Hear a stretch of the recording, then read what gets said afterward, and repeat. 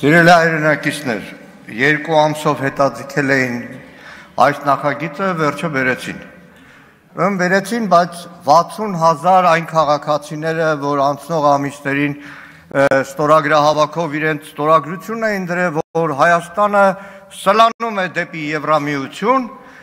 նախագծում որպես ժողովրդի կամարտահայտություն էին ներկայացնում։ Եկավ հասավ երկրորդ ընթերցում, կառավարությունը որոշեց, որ այդ 60,000-ը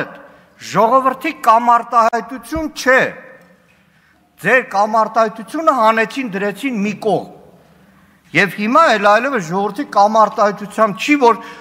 ազգային ժողովում բերել են Հայաստանը սլանում է դեպի Եվրամիություն։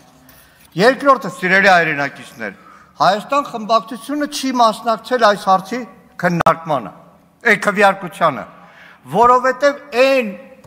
նախագիծը, որը բերել է, սա օրենք չի, օրենքի ծաղր է։ Օրենքը, երբ որ ազգային ժողովը ընդունում է նախագահը վավերացնում է, օրենքը պարտադիր է կատարման։ Օրենք չկատարելը անօրինականություն է։ Բայց հիմա, եթե այս օրենքը ընդունվի, որով հայտարարում է Հայաստանի Հանրապետության Եվրոպական միության անդամակցելու գործընթացի մեկնարկի մասին,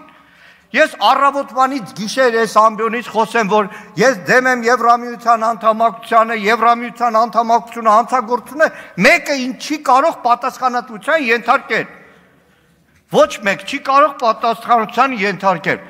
Պարոն Զեյնալյանը այստեղ տոնական ասեց, այ Հայաստան Եվրամիություն այդ համատեղ խումբը ողջունել է։ Արմեն Գևորգյանը հարց է տվել, Եվրամիության որևէ պաշտոնյայից արձագանք եղել է, պարոն Զեյնալյան, այդ արձագանքները այդքան աղքատիկ էին, որ Երևանում համատեղ նիստի հայտարարությունից բացի որևէ ուրիշ ողջունի խոսք չկարողացավ մեջ բերել։ Այդքանը։ Շնորհակալություն։ Արմեն Գյուրեղյան, համեցեք Տիկին Գյուրեղյան։ Դահլիճում լռություն, խոսում են ամբիոնից,